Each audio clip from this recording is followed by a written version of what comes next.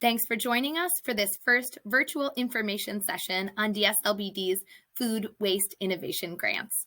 Let's get started. We will be covering the contents of the RFA today. So what is included in this request for applications? The objectives, what we hope to achieve through this grant, the online application, how eligible businesses can and must apply, the deadlines. There are multiple deadlines in this application. We want to make sure you're clear on what each of those are. The waste assessment deadline, the pre-eligibility check deadline, the deadline to ask questions, and the final application submission deadline, which is January 31st, 2022. The eligibility requirements and what documentation is required, allowed and disallowed uses of funds, the application and selection process, award information, the reporting requirements, and our reservations, the legal reservations in addition to what is listed throughout the RFA. So diving right in, the objectives of the RFA are to reduce food waste in the district. Why? Because reducing food waste can cut food purchasing costs for businesses, cut waste disposal expenses for businesses, reduce rodents in our city at large, reduce carbon emissions, support the goals of Sustainable DC 2.0, and help our district businesses meet future requirements of the Zero Waste Omnibus Act. Current food waste impacts in our city and our nation, consumer-facing businesses, restaurants, and food distribution points generate 40% of the nation's food waste, and food waste collectively costs these consumer-facing businesses $54.7 billion annually.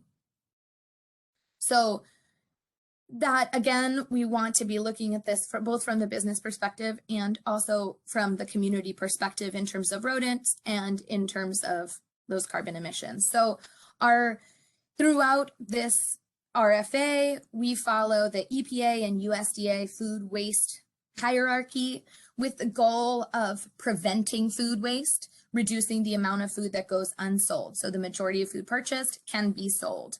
Recovery, donating surplus food to feed the hungry, and then food waste recycling, diverting food waste from landfills to use as animal feed, compost, or anaerobic digestion. So through one application, eligible businesses can apply for a free virtual or in-person food waste assessment, $1,000 in compost credit, and food waste innovation grants, the funded grants through this program. So in-kind services as well as funding for businesses for the food waste innovation grants. We're going to walk through each of those three pieces. The food waste assessments can be done in person or virtually per the business's preference. We'll provide recommendations for each business on how to reduce food waste based on their specific details of their food waste situation.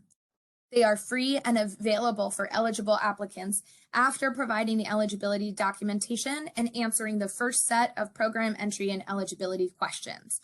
You do not need to create a program narrative in order to be able to be eligible for these food waste assessments. You just need to provide the eligibility documentation and answer those program entry and eligibility questions.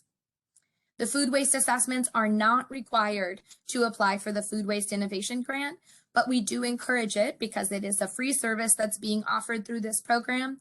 And as mentioned above, it will provide recommendations to each business on how to reduce food waste. To guarantee your assessment can be completed before the Food Waste Innovation Grant deadline, you must submit the eligibility and program entry by January 6th. So the second part of this program is compost credit. 100 businesses will be selected to receive $1,000 in credit for food scraps collection for composting by Compost Cab. For many small businesses that are eligible for this grant, $1,000 in compost credit can cover 6 months of food scrap collection. The food waste assessment will help each business understand exactly how much time a $1,000 compost credit will cover. For larger businesses, that may be between 3 months, and as I mentioned, for smaller businesses, $1,000 will cover at least 6 months of compost credit.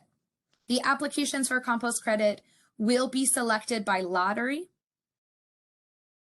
and will include first a lottery based on district ward to ensure equity in geographic distribution of businesses selected for this compost credit. Then the food waste innovation grants. DSLBD intends to award between 6 and 20 food waste innovation grants for a total of $300,000 for fiscal year 22. Applicants can submit for the full funds required for their project, but DSLBD may award less than the amount requested. Awards larger than $10,000 will be considered for projects with 2 or more businesses collaborating. Again, this grant will be competitive, and we'll speak later in this presentation about that review. All eligible applications received before the deadline will be reviewed by an independent panel. So, moving on to the online application.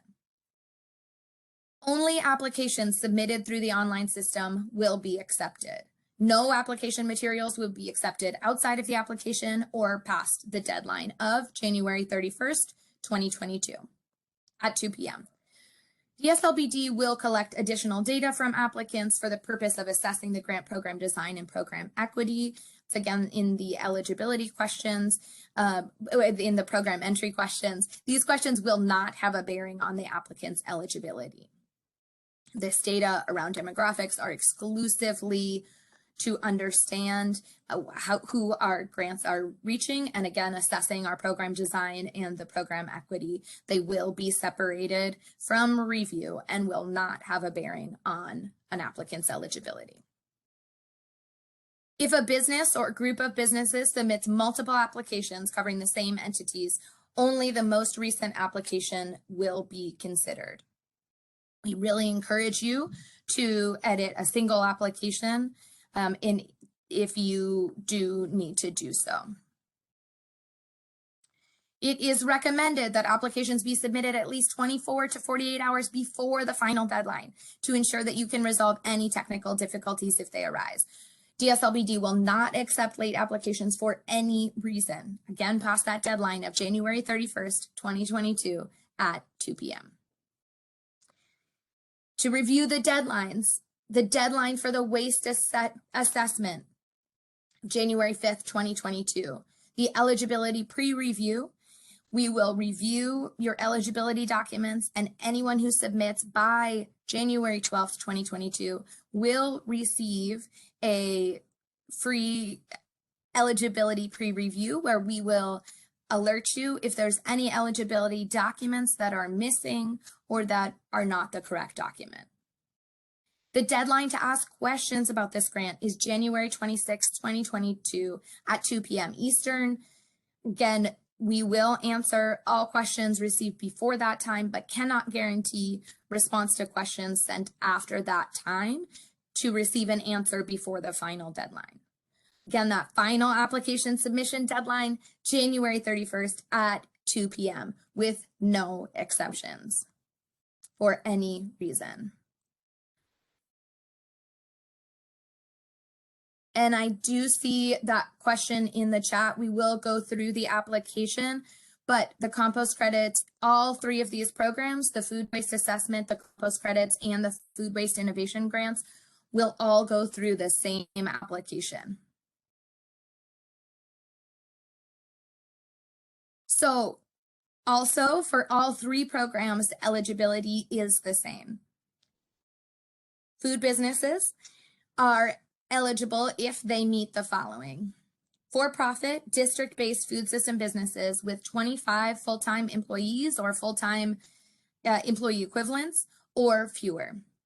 Businesses that are processing, producing, or serving food or beverages. Businesses must attest to being independently and or locally owned, having headquarters in the district, and having the majority of their operations in the district.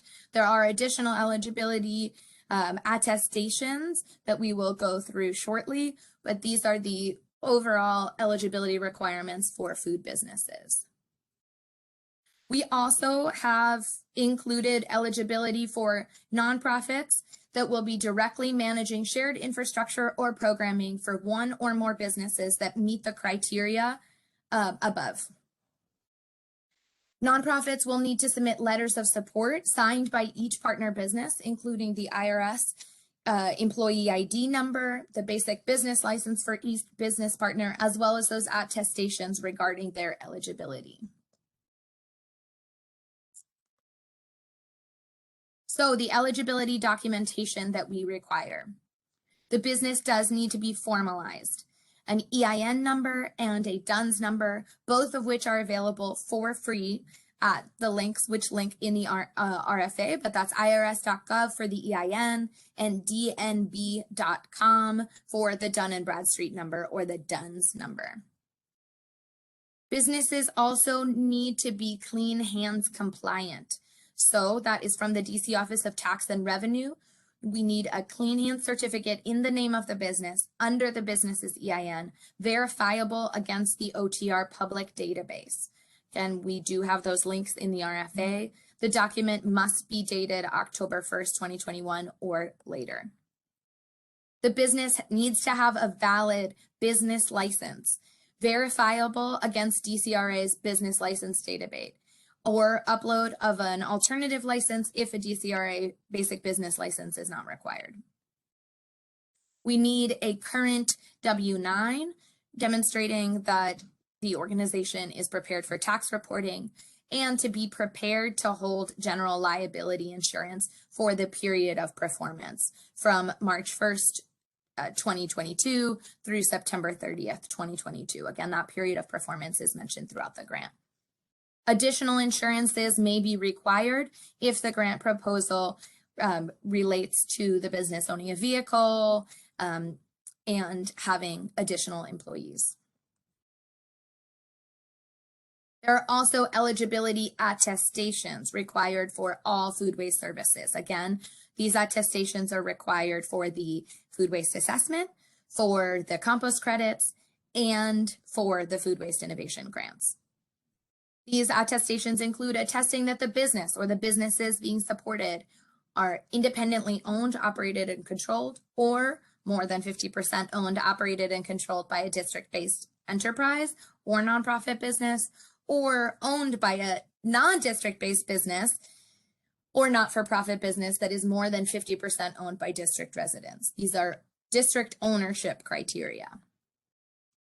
Business operations. There's an attestation that the business is open and operating in the district. Businesses that are not currently open and operating are not eligible. Business size. There's an attestation that the business has 25 or fewer full-time equivalent employees. Food or beverage businesses, attesting that the business is producing or processing food or beverages. And full accuracy, attesting that all information provided is true and accurate. Again, attestations are legal commitments to the truth of this statement. So we will not be asking for documentation, employee records for this piece. We are asking for these attestations to commit that these are true statements. Additional attestations are required for the food waste innovation grants. Again, this checklist here, that there is no double dipping, that this project has not been funded or reimbursed by another DC government or other business grant. Accountability, that the business organization has completed all reporting requirements for DSLBD and DC government grants previously received and closed in the past 2 years. Attest that the business can receive electronic funds, that it has a business bank account that can receive electronic funds transfers if awarded the grant. Again, we certainly encourage that businesses should have separate bank accounts from personal bank accounts. And full accuracy, again, we will attest that we ask to attest that the information is true and accurate. So all eligibility documentation is subject to verification. Again, if you've failed to report, if a business or nonprofit that has failed to meet reporting requirements on previous DC government and DSLBD grants will be deemed ineligible. And Failing to meet any requirement of the application will result in the application being disqualified as ineligible. We really encourage you to submit by that eligibility check deadline of January 12th, 2022 to guarantee you receive that eligibility check so that we can verify. Failure to represent the factual truth honestly and accurately may result in being disqualified, forfeiting the grant, or greater penalties as appropriate. So that is on eligibility documentations. I'm going to transition to the allowed and disallowed use of funds for this program. The period of performance, as I mentioned, is from March 1st, 2022 to September 30th, 2022. All expenses for the grant must occur during that time. Allowed expenses. So these we'll go through. Again, you'll see at the end other costs that DSLBD determines are acceptable, but allowed expenses, refrigeration or freezing infrastructure, along with other food storage infrastructure. Food distribution containers for food donation, individual or larger bulk donation containers.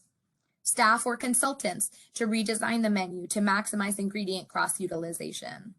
Packaging, labeling, or marketing to promote a new line of upcycled food that would otherwise be wasted. Measurement software, scales, or other tools to measure and track food waste. Software to track inventory and food waste, such as LeanPath. On-site waste processing. This can include on-site composters, on-site dehydrators, food waste shredders, or trash compactors, as well as essential associated installation costs.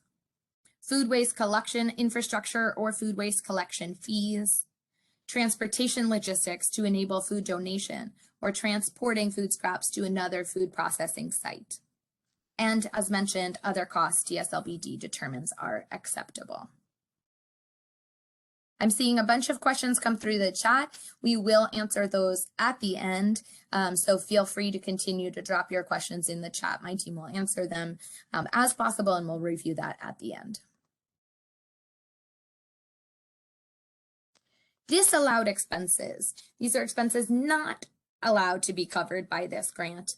First, expenses incurred before March 1st, 2022 or after September 30th, 2022. Expenses that are reimbursed by a different grant from DC government. Assistance to bring legal charges against the District of Columbia. Any interior or exterior construction not permitted by DC code. Any undocumented expense, and any expense deemed by DSLBD to be for a purpose outside the purpose and mission of the grant. So transitioning now to the application and selection. I'm going to reiterate because this is a question I've seen come through in the chat. Again, there is one application for all three of these programs. There are two segments to be answered by all applicants, the contact information, and then the eligibility documentation uploads and the program entry questions. Applicants seeking funding from the Food Waste Innovation Grant will also complete the narrative of the Food Waste Innovation Project description in the application. This is listed as the narrative project description and the proposed budget, including funds requested, as well as any in-kind or financial match. So again, to apply for the food waste assessment and compost credit, those three sections, two sections with text and the document uploads, contact information, program entry questions, and then uploading the eligibility documentation, those are required for all applicants to any of those programs. And only applicants seeking funding from the Food Waste Innovation Grant need to complete the narrative, project description, and the budget. So we're going to walk through the narrative project description. These are the applications. These are the questions directly from the application. They are also listed in the RFA. So you can review all of the questions before entering the application. You also will be able to log back in to edit your application, so you do not need to answer them all at once. But I do want to also flag that we also have listed in the application questions the total point value, the percentage of the evaluation that each section will weight in the final review, as well as the character limits for each of these sections. So the first section, tell us how your goals are reasonable and achievable in the time available. The 3 questions, that is 20% of the total or 20 points. Describe your business or business's current operations, particularly the current waste management system. Describe the project you plan to implement if awarded this grant. And then what is the project's timeline? I'm going to ask Blythe if you can please mute yourself. Thank you so much. What is the project's timeline? Describe what will happen when. The second portion, tell us how the project will make the most of food on site or within the community, divert edible food, and or keep food waste out of the landfill. This is another 20% or 20 points. First question, how much food waste does your business or do your partner businesses currently generate? How much is front of house versus back of house? What can you share about the particular waste streams? Feel free to estimate if you do not have these details. Volume, whether that's by toters, garbage cans, or any other units, is acceptable, as well as weight estimates. How much food waste will this project reduce, divert, donate, and or recycle? Again, this can be estimated. How are you focusing on upstream food waste reductions with a focus on reduction and donation? The next section focuses on how to tell us how you will benefit your community in terms of benefiting residents and reduction of rodents and other pests. Again, this is worth 20 points or 20% of the total evaluation. How will this project benefit the community, including neighbors or other residents? Consider sourcing, food donation, and lower cost food sales to reduce waste. How will this project reduce rodents in your area? So again, those questions will be used to evaluate the community benefit, both in terms of residents and reduction of rodents. The fourth section, again, 20 points, 20%. How will you use your allocated funds effectively and efficiently? If awarded the grant, describe how you would use the funds. Make sure that your use of funds matches your project description. There is a separate budget chart in the application, so it asks to detail your proposed expenses in the budget chart, including any in-kind or financial match that your organization is providing, if any. No match is required to receive this grant, but it is allowed. Explain how and why this grant is necessary to help you invest in food waste reduction, particularly if you are matching funds. Explain why you need these grant funds more than you currently have available. Nonprofits will also be required to upload the annual budget and the past 3 years of taxes, or as many years as you have been in operation, in the documentation tab of the application. The final portion of the narrative project description is tell us what makes this project innovative. How does it add on or build from what is already happening in the business, community, and or the district as a whole? This again is 20 points or 20%. How does this project build on or add to what is already happening in your business in terms of food waste reductions and community impact? And how does this project push your sector and the district further in food waste reduction? How is this project new for the district? Feel free to include how you are applying lessons from other cities or other sectors to your own business sector or to DC. So those are the 5 portions of the narrative project description. After the selection process will be based for the food waste innovation grants, will be based on reviewing those answers.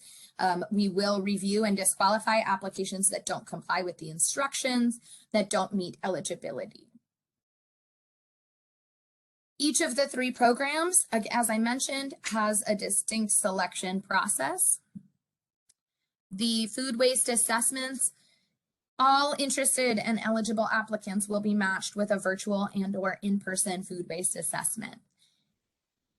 So Again, this will, you will be able to opt in or out of a food waste assessment, and it is not required in order to be able to apply for the food waste innovation grants. We do encourage it. Anyone who is interested and meets eligibility will be matched with a food waste assessment. In terms of the compost credit, the applications will first be reviewed for eligibility. Again, we will review those in the pre-eligibility review if those are submitted before that pre-eligibility deadline of January 12th, 2022. Let me make sure I get that year right. For all eligible applications will be entered into a lottery system run in 3 rounds. First, for applications from Rodent Hot Spots, which I'll speak about in a moment, then in a ward-based lottery system, selecting equal numbers from each ward, and then in a citywide lottery.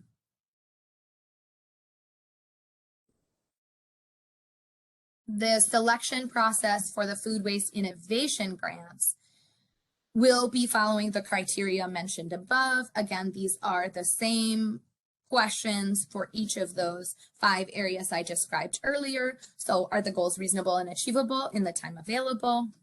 What is the community impact of the project in terms of benefit for residents and reduction of rodents and other pests?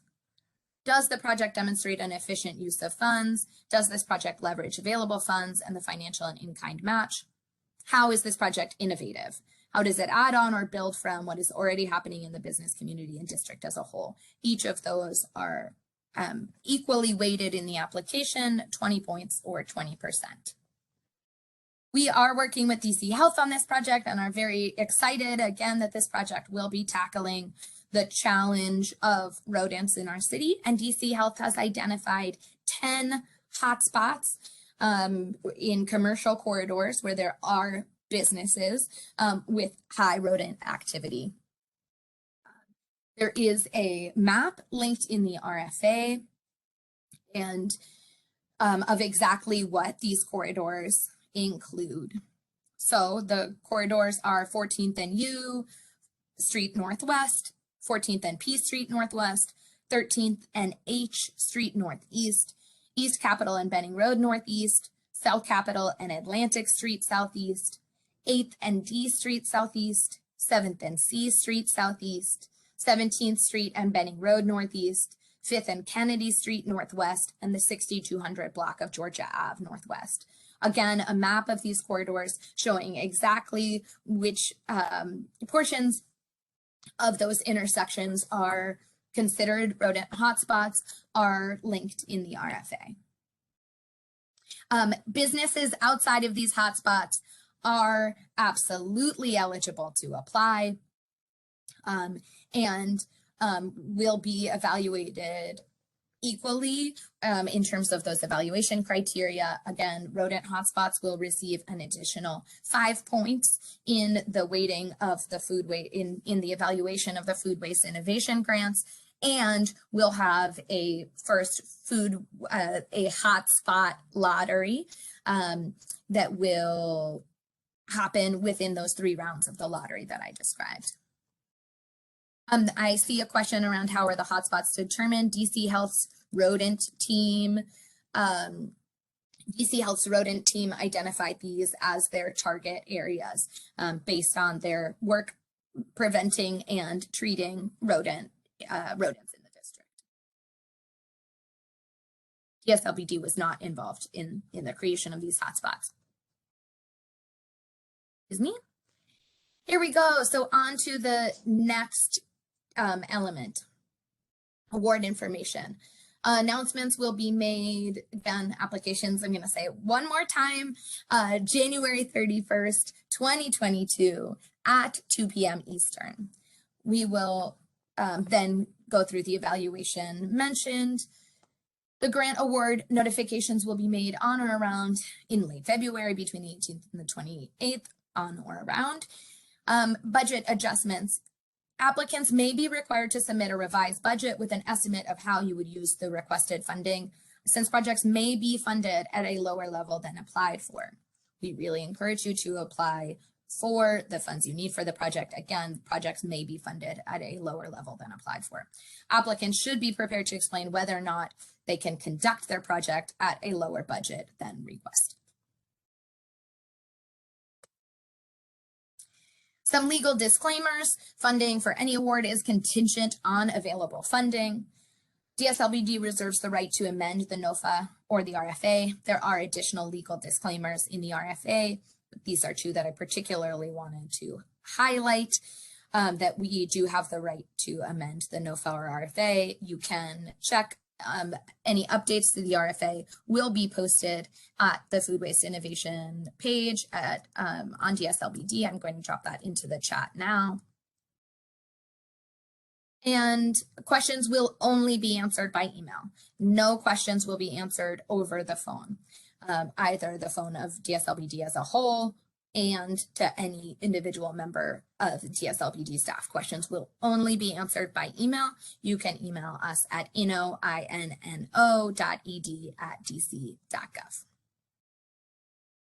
We will be having a paperwork boot camp on the December 17th at 12:30 p.m. That is this Friday. It will also be on WebEx at the same link. We will go through in detail the eligibility documents and show you examples at all of the documents mentioned during this presentation.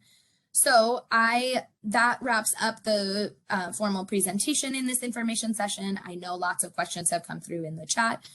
So I am going to ask a colleague to walk me through the questions that have come through. Wonderful. Thanks, Caroline. This is Kate Marind at DSLBD, and I'm just going to walk through in the order that we received them. So we'll have some that are on theme, but they may be dotted around. But the very first question is, are farmers markets considered a business? That is an excellent question. It's certainly, each farmers market is run by a different type of entity. So while some are nonprofits, some are for-profits and are food businesses.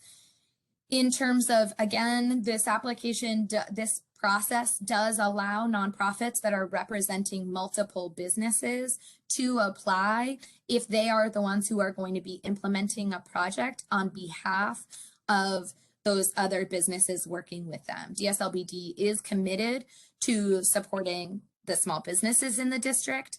And so just as, again, we named particular types of nonprofits that represent multiple businesses, commercial corridors, we can verify that question. But nonprofits can apply if they are implementing a program and will be managing either infrastructure or other resources on behalf of a group of businesses.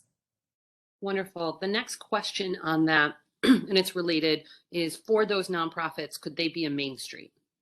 Yes, Main Streets are eligible, as our business improvement districts or BIDs are eligible. Again, as long as they do have those statements of commitment from at least 2 businesses that they are representing that meet these criteria. More questions on the same theme. How do the eligibility requirements affect groups of businesses applying together? For example, wouldn't 3 restaurants have more than 25 employees? Excellent question. We have asked for a letter of support from each business applying as part of a coalition. So in those group applications, each business needs to write a letter of support that should include their basic business license number, their EIN, and attesting that each business has fewer than 25 FTEs or full-time equivalent employees. And that each business meets those criteria. So I can walk back through those criteria, but it's true the coalition may have more than 25 employees together as long as each business meets the criteria. Thank you. And that's on the same theme. Do we need to have the basic business licenses for each business, not for the Main Street or other nonprofit applying on their behalf? So the nonprofit will have to submit some information about their own organization. So the annual budget, that the nonprofit is licensed and operating in the district. Each of the businesses will need to submit that, attach their business license or their business license number, verifiable in Scout TCRA's business license database, in their letter of support. So each business needs to provide that information in their letter of support. The nonprofit should answer these questions in the application, and again, you can see here in the attestations. So in terms of district ownership, the nonprofits will be attesting that the businesses they are representing do meet, that the businesses they are representing or supporting each have fewer than 25 employees, that they are food businesses, etc. On the same theme, DUNS, basic business license, clean hand, insurance, etc. for each business, even if nonprofit is the applicant. That's right. Can a business that has not yet opened for business be included in a group of businesses that a nonprofit applies on behalf of? That is an excellent question that I will, it could not be included in terms of the number of, you need at least 2 businesses for a nonprofit to be applying. So additional businesses that do not meet this criteria, that is an excellent question, but you do need to have at least 2 businesses that do represent the criteria. And we will get back to you and answer that question in the FAQs in terms of whether a business that does not meet that criteria, in terms of being open and operating in the district, having that license, having an EIN and a business license number. Could you please confirm how many, excuse me, could you please confirm how many hours per week is considered full-time employee? Great. So a full-time equivalent is 40 hours a week. So a business, many food businesses have lots of part-time employees. That's why we use 25 full-time equivalents to calculate those employees. Someone indicated that they are most concerned about rat abatement at this time. They want to apply for trash compactors. They believe there was a rumored trash compactor grant. Is that this grant, or is there still a trash compactor grant pending? There is not a trash compactor grant pending. Businesses interested in tackling food waste and rat abatement are invited to apply. Again, trash compactors are listed in this allowed use of funds, as well as on-site composters, as well as on-site dehydrators or shredders. So there is not a separate trash compactor grant coming. Who and how will assessments be performed? Excellent. So in the, let me just show this allowed expenses page again on the last question before I get to. So again, on-site waste processing is an eligible and allowed expense, as well as these other costs here. In terms of evaluation, I'm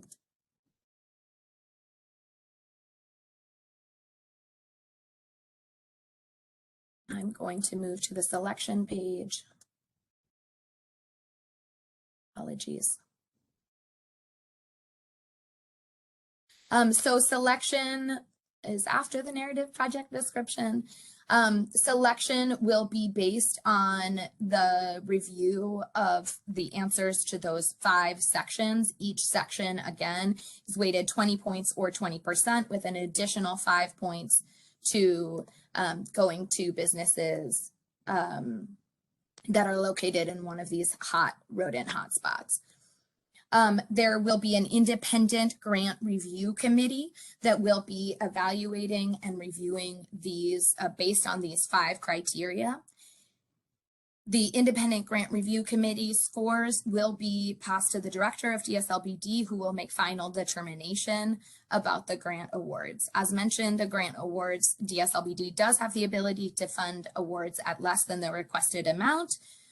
So as mentioned, applicants should be prepared to answer how they would run their project if awarded fewer funds. Going back to the question on the food waste assessments, who and how will that be done? Excellent. So in-person food waste assessments will be conducted by Compost Cab. Compost Cab is a district-based CBE that will also be providing the compost credits. Compost Cab will be conducting those in-person food waste assessments to look at other possibilities for each business in terms of reducing food waste, potential donation, make those connections with donation-based organizations. Virtual food waste assessments are also an option. And if applications, I did see a question regarding timing. We know that this is a short timeline, and we do have, Compost Cab has allocated significant staffing to make sure that we can get these assessments done. And we do have a partner who will also be providing virtual assessments if needed to meet the demand. Thank you. And again, businesses can request if for any reason a business is not having other people enter their business, virtual assessment is possible to then apply for the Food Waste Innovation Grant. Businesses that are seeking compost credits will need a food waste assessment before they are able to begin composting with Compost Cab. Can non-food producing businesses apply, like a food waste compost company? Businesses, the decision, the criteria around, the criteria around food businesses, sorry about that. The criteria around food waste businesses is that they are producing, processing, or serving food. In terms of a composting company that is applying, that is not the target in terms of tackling food waste. And I'm happy to follow up on that question in our FAQs. What are the requirements regarding the level of insurance an applicant must have? That will be determined in the grant award, depending on the grant, depending on the exact elements of the grant, the project proposed. As mentioned, it may be required to have vehicle insurance or workers' compensation if there are employees in the business. Every business is required to have general liability insurance. One moment, please. Mm-hmm. And while Caroline is pulling back up her slides, I'll mention that part of those assessments come from the Office of Risk Management based on specific and individual things that are happening in an individual grant, which is why that determination is being made post-award.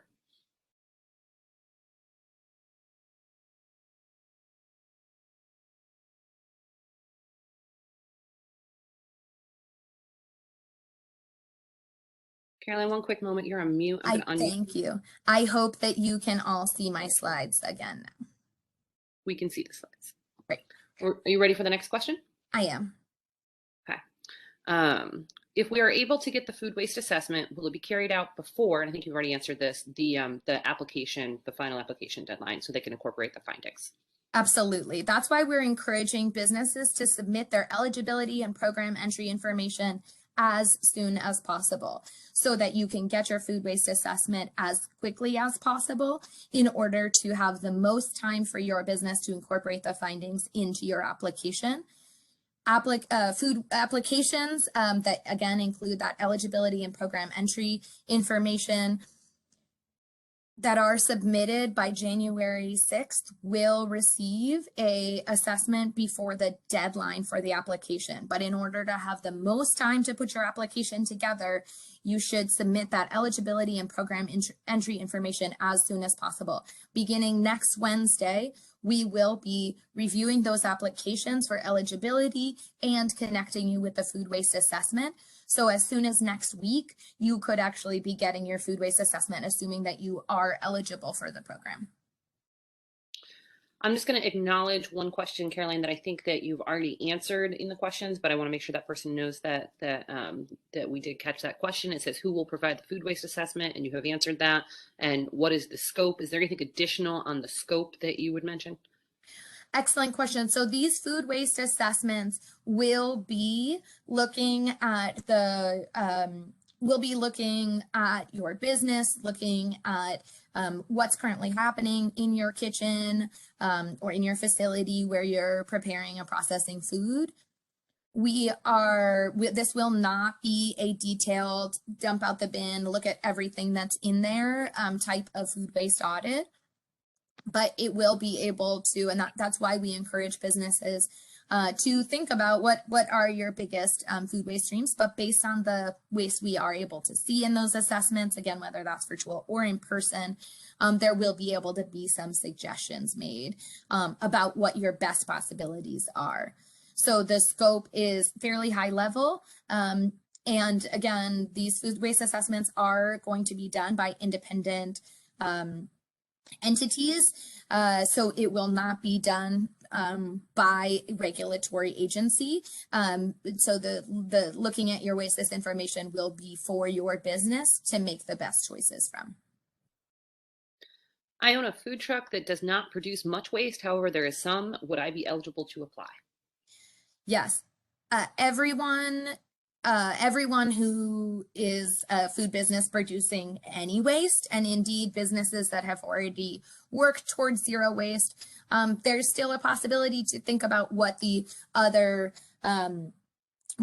pieces of food waste reduction are. I did see a question around, if I'm only focused on one piece or another piece, will I still be competitive? While I can't speak to the competitiveness of any given application, I will say that projects will be reviewed by the selection criteria on this slide, and those selection criteria map directly to the questions asked in the application. So any project that can effectively answer these 5 questions will be reviewed. Any application that is eligible will be reviewed, but we do mention in the RFA that we encourage you to review your own application to make sure that you have effectively answered the questions in each section of the application, which again include, are your goals reasonable and achievable in this time? How will the project make the most of food on site, divert edible food to people, and or keep food waste out of the landfill? What's the community impact in terms of benefits for residents and or reduction of rodents? Does the project demonstrate an efficient use of funds? And how is this project innovative? So Caroline, I think that's talking about what we can and can't say about competitiveness, I think is a good lead up to this next question, which is, are organizations only applying for compactors at a disadvantage if no waste diversion innovations are proposed? Again, I can't speak to the competitiveness of any given application, but I will say, as I just did, we encourage applicants to review their submissions against this scoring criteria before submitting that final narrative. Wonderful. Do food businesses that are coming in as part of a group all have to be side by side if the nonprofit is applying on their behalf? That is a great question. They certainly do not need to be in businesses adjacent to each other.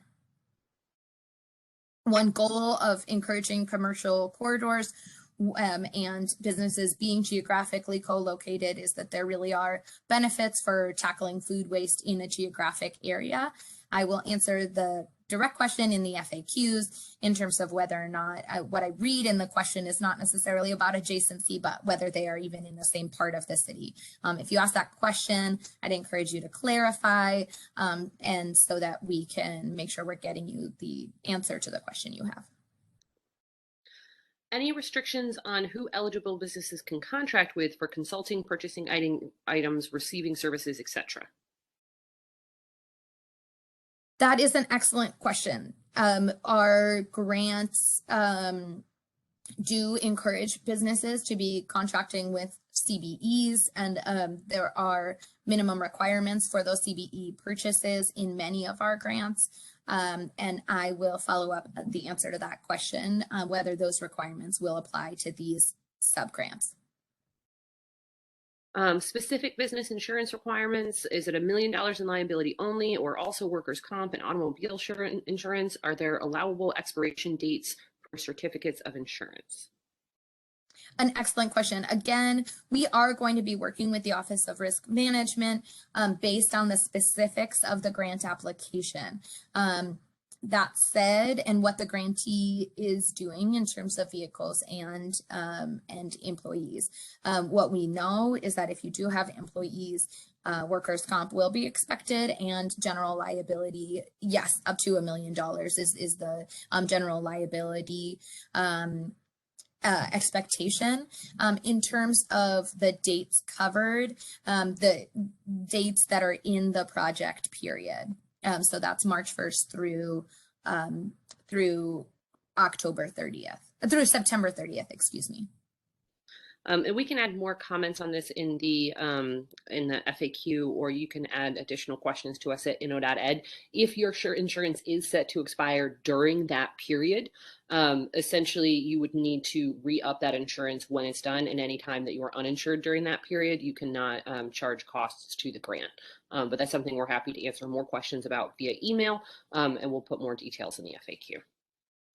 We are not asking for your insurance before the grant. The attestation is that you are prepared to purchase that general liability insurance if awarded the grant. While we do encourage businesses to be insured, your insurance documents are not required in your grant application.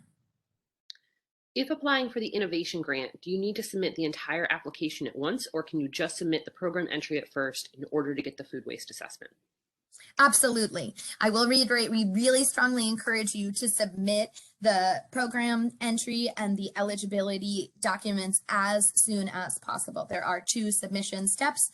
So submitting your eligibility and program entry questions, we encourage you to do that as soon as possible. You will be able to then review and submit your food waste innovation grant. So it is set up as a pre-application for businesses that are only looking for compost credit and the food waste assessment. That will be the complete application for you. If you are looking to apply for the food waste innovation grant, you will be able to complete that narrative, project description, and the budget after your food waste assessment. Thanks for that question. Can an event venue, if the business produces food waste because of events held, but is not, that's the full question. I'll just put it there. Can an event venue apply if the biz produces food waste because of events held? Yeah, so the way that we've defined food businesses are businesses that are producing, processing, or serving food. So if you are a food business that is exclusively serving food, whether or not it is produced there, and you do have food waste, that is a possibility. I'll also flag here, again, we do name food and beverage throughout, use food business as a shorthand. So businesses that are manufacturing beverages and producing waste are also eligible. Wonderful. And we have one last question from the chat. I have mentioned in the chat, if we missed your question, if it's not the last one, if you can flag that for us so that we get back. And then I know we have at least one call-in user. And so after we answer this question, I'd like to move to our call-in user, and we will unmute you in case you have any questions you would like to ask. But that last question that we know of right now is, can businesses within a 2-block radius apply as a group through or with the assistance of a Main Street or similar nonprofit? Oh, absolutely. I imagine that is the clarification of adjacency. Absolutely. Businesses within a 2-block radius that can absolutely apply as a group. Again, within this grant, any business can apply for the food waste assessment and compost credit. Groups of businesses can also apply for the food waste innovation grant. So we encourage any interested business to complete their eligibility and the program entry questions, which those attestations are a part of, in order to obtain that assessment and entry into the compost credit lottery. Businesses and coalitions of businesses, whether in the assistance of a Main Street or with an anchor business leading that application, can apply after having already submitted their eligibility and program entry. Go ahead. I'm sending a request to unmute our call-in user. If our call-in user would like to ask any questions, you may need to unmute on your side as well. If you don't have any questions, that's fine.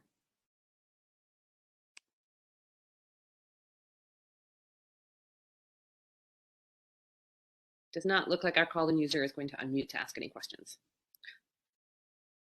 So someone has asked a question again. I think we answered it, but let's answer that again. I own a food truck that doesn't produce much waste. However, there is some. Would I be eligible to apply? Yes, and so I know that I've said this before. I will say it again. The amount of waste you are generating, there is a question in program entry around what is your current, what's currently going on, whether you are generating a huge amount of waste, whether you are generating a very small amount of waste. Neither of those will affect your eligibility in terms of your ability to enter for a food waste assessment. And your and the compost credit. Again, applications will be evaluated on these 5 criteria, and demonstrating that you can answer you answer these questions is important. I also see the question coming through again about event venue. I will share the definition for food business that we use, which is producing, processing, or serving food and beverage.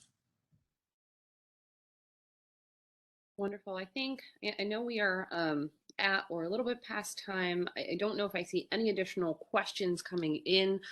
So Caroline, if you want to wrap up, and I will go ahead and list the RFA and the email to reach out to us with questions again. Absolutely. So I would like to reiterate the encouragement to submit your eligibility and program entry as soon as possible. The deadline to submit that and guarantee a food waste assessment before the total food waste innovation is January 6th. The final deadline is January 31st. At 2022 at 2 p.m. We are so excited about this program, so excited about your interest. Please do send us questions at inno.ed@dc.gov if you have any further questions, and do review the RFA. And in the RFA, you will find the link to apply. Thank you all so much. I hope you have a wonderful rest of the day, and I look forward to seeing your applications.